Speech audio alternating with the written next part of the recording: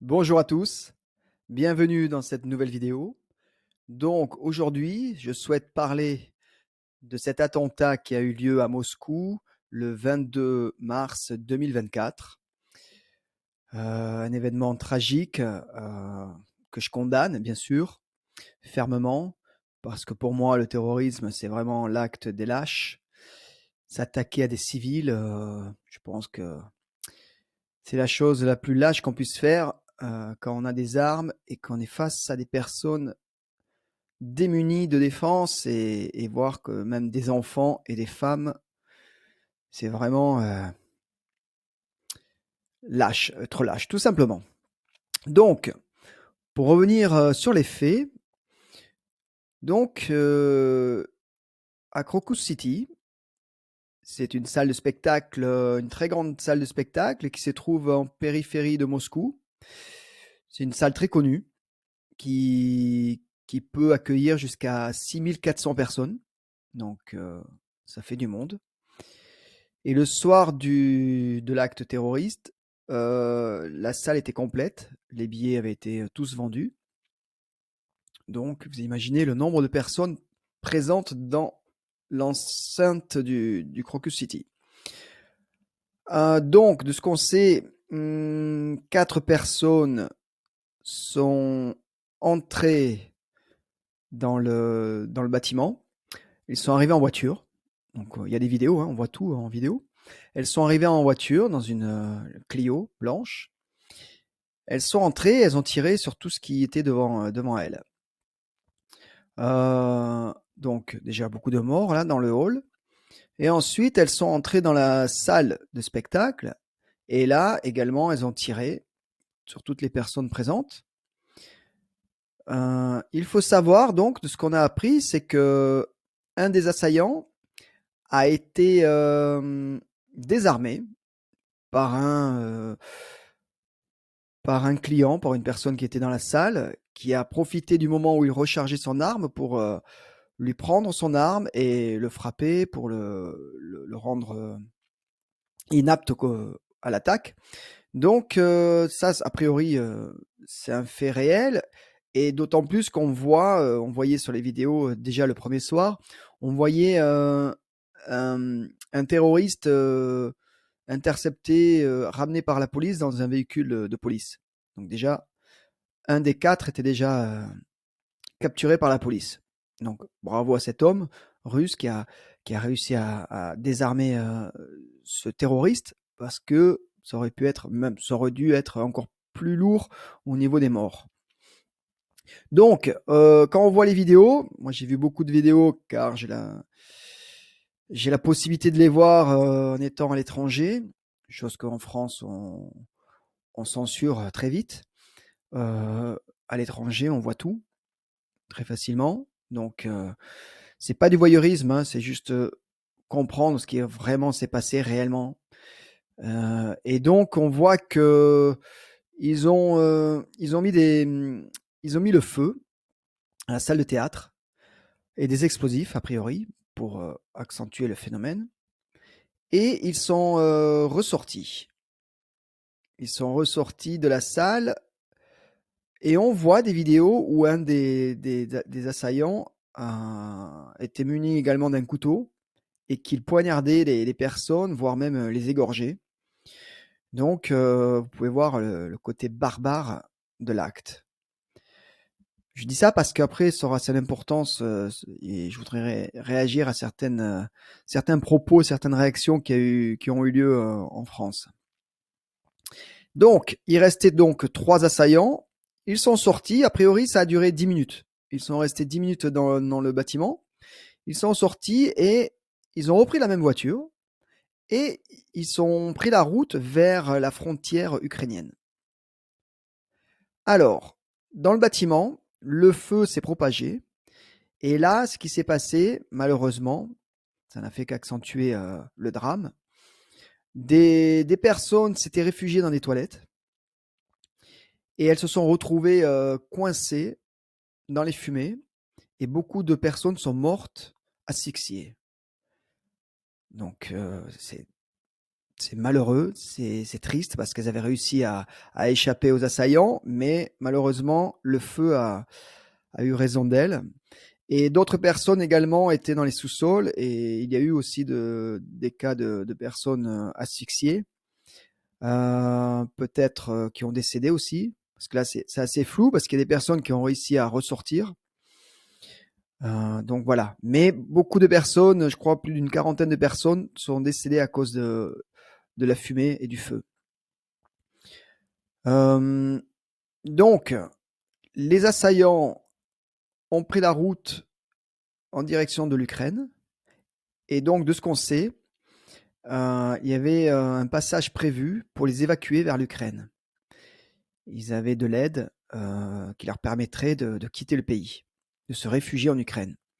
Donc, ce qui était intéressant dans les faits, hein, on analyse les faits, c'est qu'on n'avait pas, on n'était pas face à des terroristes fanatiques qui étaient prêts à mourir pour leurs idées, pour leur acte terroriste, mais qui ont fait ce qu'ils devaient faire et puis qui voulaient encore vivre et s'échapper.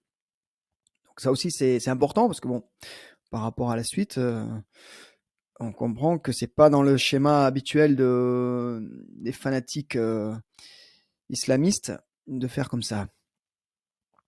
Donc, ils ont été interceptés à 300 km de Moscou, donc ils étaient, disons, un peu plus qu'à mi-route de la frontière ukrainienne de l'acte terroriste, du Crocus City. A priori, les Russes ont attendu le plus longtemps possible pour voir où ils se dirigeaient, pour comprendre un petit peu qui et comment était organisé leur mode échappatoire. Donc, ils ont été interceptés. Et donc, on voit des vidéos, et c'est ce qui a fait un petit peu réagir des personnes en Europe. On peut voir qu'elles ont été arrêtées dans la forêt, elles essayaient de s'échapper à travers les bois, et on voit que chacun des terroristes, donc 3, ont été un peu molestés et frappés, dont un terroriste. Alors, je dis pas que c'est bien, hein. Je, je, je dis que ça peut se comprendre. Sur le moment, quand vous voyez toutes les images, vous pouvez comprendre la réaction des policiers, tous ces morts et des enfants aussi qui ont été tués. Eh bien, un des terroristes, le policier lui a coupé un morceau de l'oreille. Alors, il ne faut pas dire l'oreille, parce que j'ai vu les images, c'est un morceau d'oreille. Et a essayé de lui mettre dans la bouche pour voilà. Alors, je dis pas que c'est bien, hein, c'est un acte barbare, mais il faut savoir que justement, et a priori c'est lui, qui tenait un couteau dans le Crocus City et qui poignardait et égorgeait des personnes. On voit les images, il a la main en sang avec le couteau à la main, le sang partout sur la lame. Bon, on le voit. Donc on ne peut pas revenir là-dessus, on ne peut pas en douter, c'est une réalité, c'est un fait. Donc cette réponse des Russes, des policiers russes et militaires russes, parce que c'était des militaires, peut se comprendre. Je dis pas que c'est normal, que c'est bien, je dis juste que ça peut se comprendre, une telle réaction. Et puis il faut savoir qu'en Russie, on n'a pas les mêmes codes qu'en France ou en Europe. Les terroristes et toutes ces personnes qui tuent, en général, on leur fait pas de cadeaux. On leur rend la monnaie de la pièce. Donc voilà, c'est comme ça. On va pas vous servir un café ou s'occuper de vous avec gentillesse. Au contraire, on va vous faire comprendre que ce que vous avez fait, ça va vous coûter cher.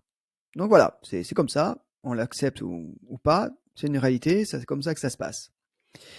Et donc on voit que tout de suite ils sont interrogés, c'est sur des vidéos, et l'un d'entre eux, et on voit qu'il est en panique, vraiment, on dit que c'est des terroristes, bon, je reviendrai là-dessus, mais on voit que tout de suite il explique qu'il a été recruté via les réseaux sociaux et que on lui a proposé, il a reçu une somme de 5 000 $ pour participer à ce massacre.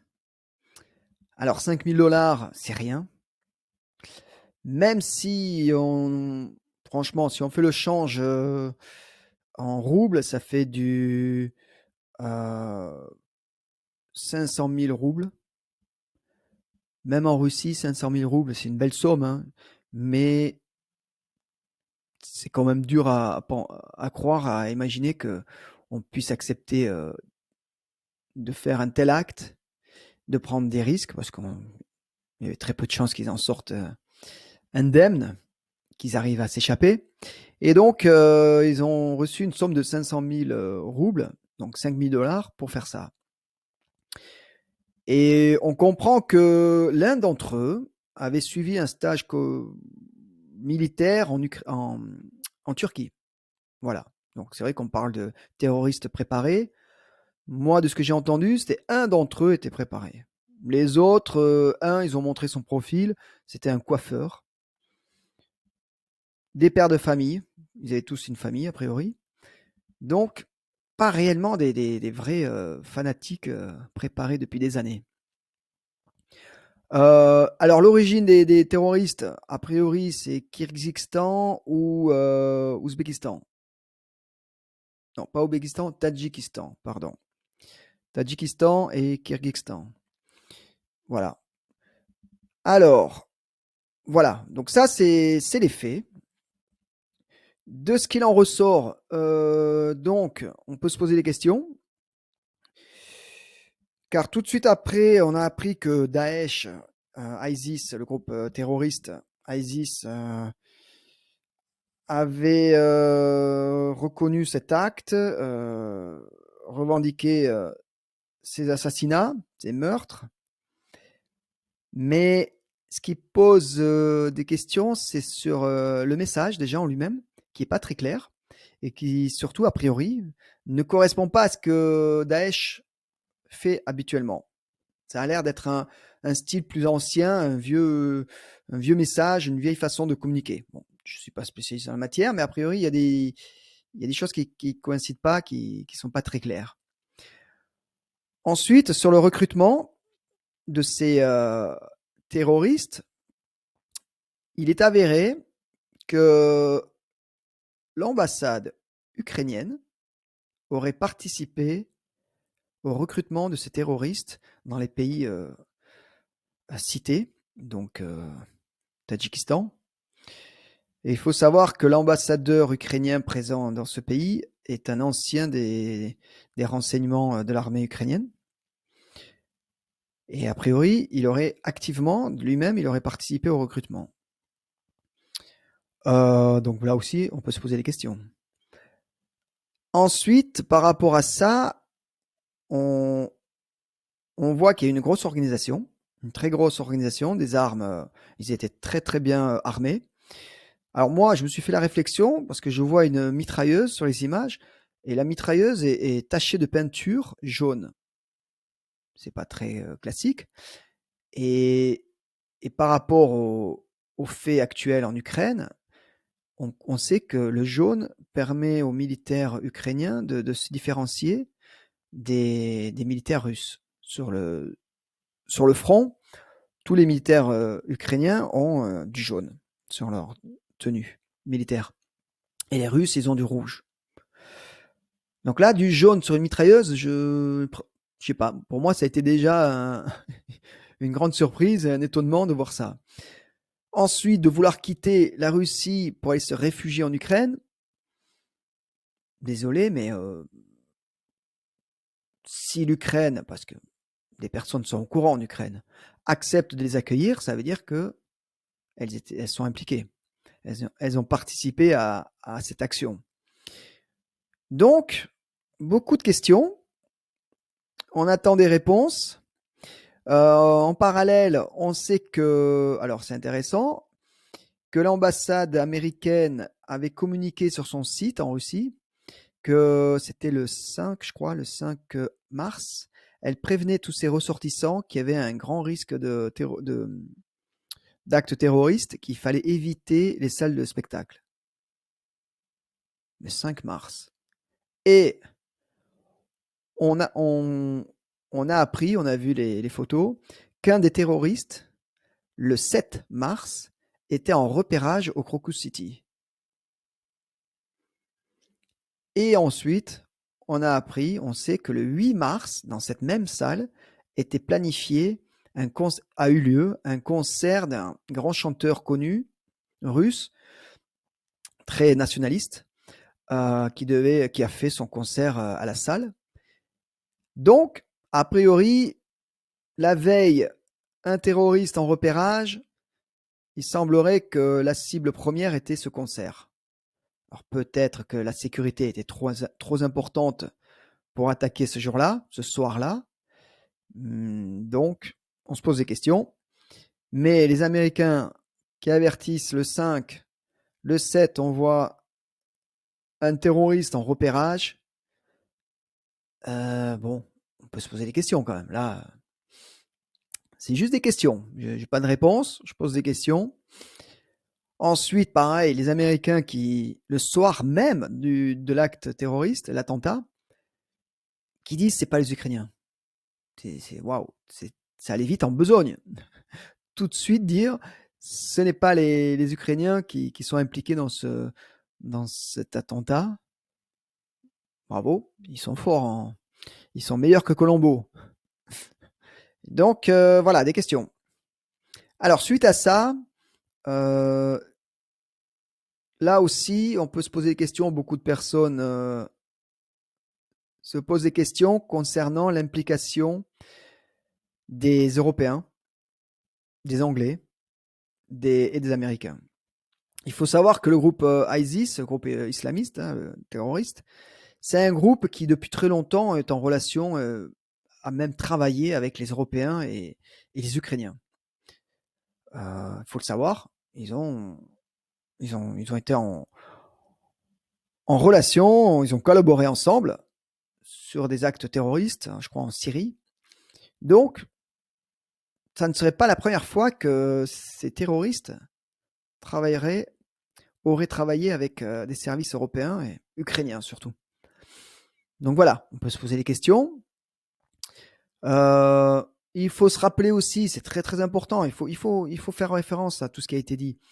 Rappelons-nous que alors Nolan, c'est l'américaine là qui était, je me souviens plus de son rôle, mais qui a démissionné il y a pas longtemps, mais qui avait annoncé que les Russes devaient se préparer à de mauvaises surprises, que Poutine devait se préparer à de mauvaises surprises dans un futur proche en Russie.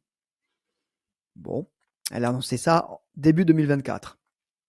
Et autre chose aussi, un haut gradé, major américain de l'armée, qui a annoncé l'an dernier, à la fin de l'année, que les Russes, il a annoncé, on peut le trouver sur Internet, les Russes devaient se préparer à ne pas dormir tranquillement sur leurs deux oreilles et penser qu'ils allaient pouvoir être égorgés à n'importe quel moment.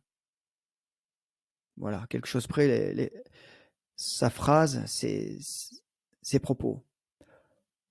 Bon, moi je dis que quand on dit ça, c'est quand même, il faut en prendre compte. Il faut pas l'oublier.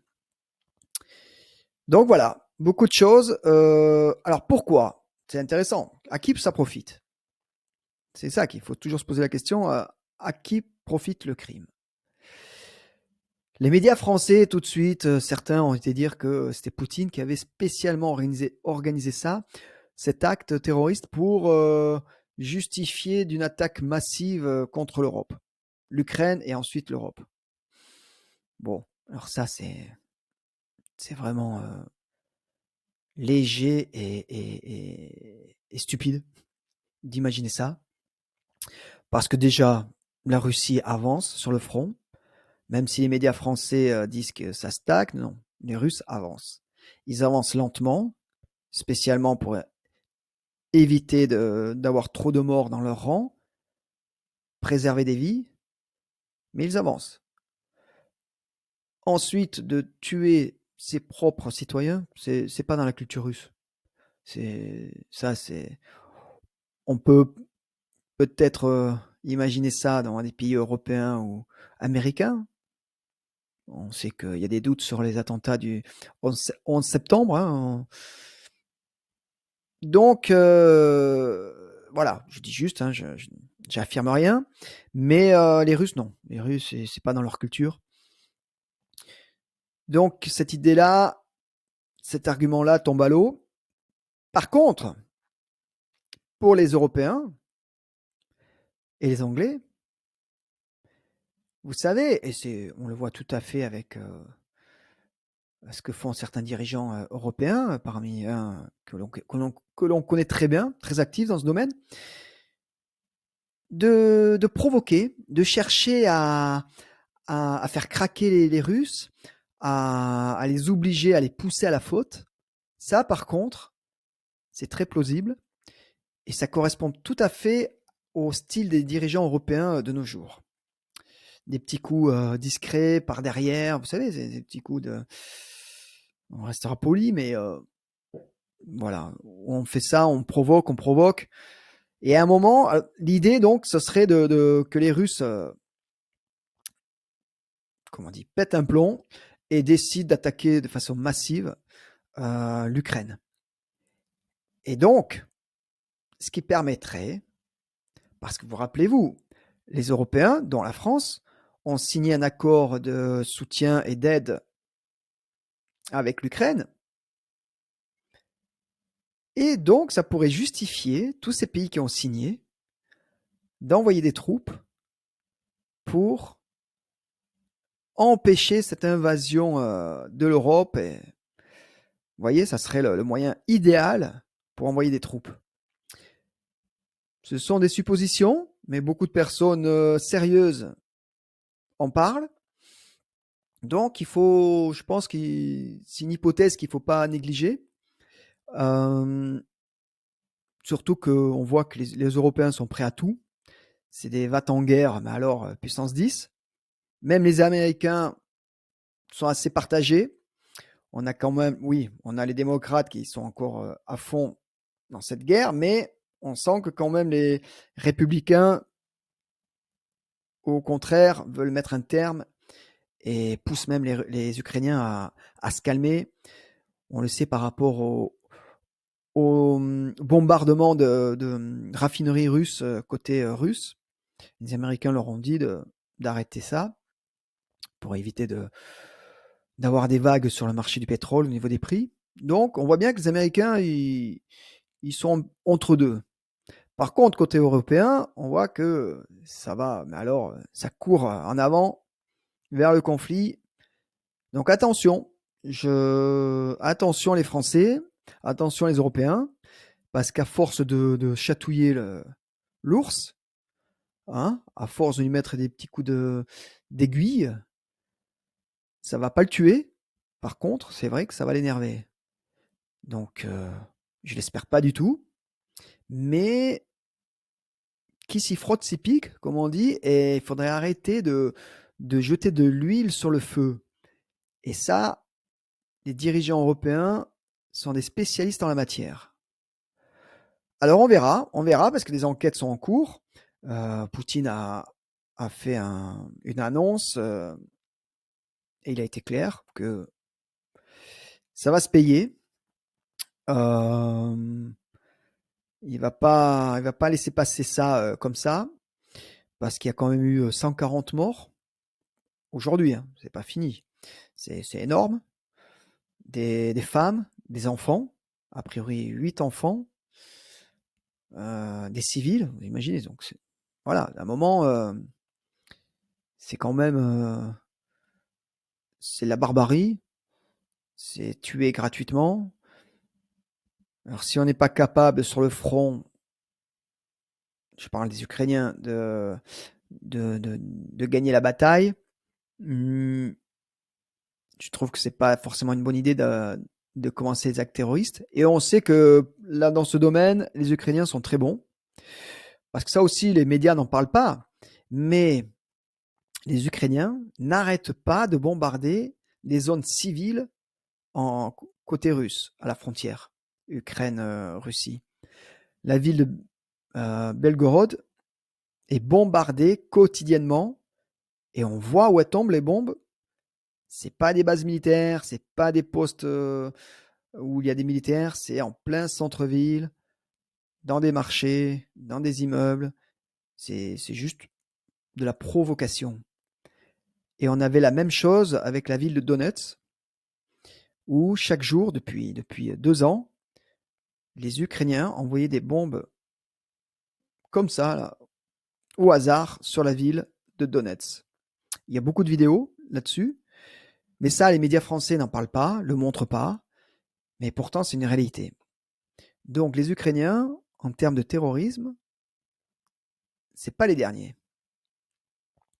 Voilà, je voulais faire cette petite vidéo pour apporter peut-être des informations que vous n'auriez pas entendues, faire le point de ce que moi j'entends à l'étranger, de ce que disent certains spécialistes, et faites-vous votre opinion, mais surtout écoutez les différents partis, informez-vous, parce que là, on a des dirigeants européens qui mènent les pays européens à la guerre.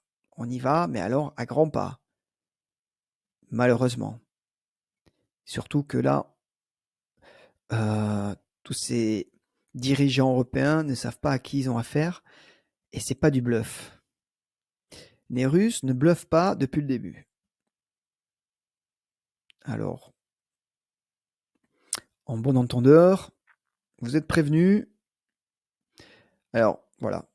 Je ne veux pas être alarmiste, mais c'est une réalité aujourd'hui. Il faut en prendre conscience et chaque citoyen européen, français doit vraiment prendre conscience de la situation actuelle.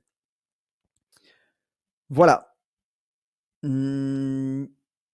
J'espère avoir été clair dans mes propos, que mes idées, tout ce que j'ai avancé, c'est des faits.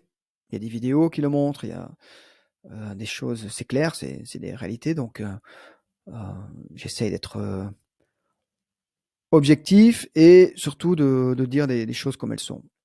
La réalité des choses, des faits. Voilà. Merci de m'avoir écouté. N'oubliez pas de mettre un like. Soutenez, aidez, regardez toutes ces vidéos de journalistes indépendants. Je me considère pas comme journaliste, mais regardez tous ces journalistes indépendants qui vraiment font du travail merveilleux et j'espère justement vont aider à lutter contre cette marche en avant vers la guerre.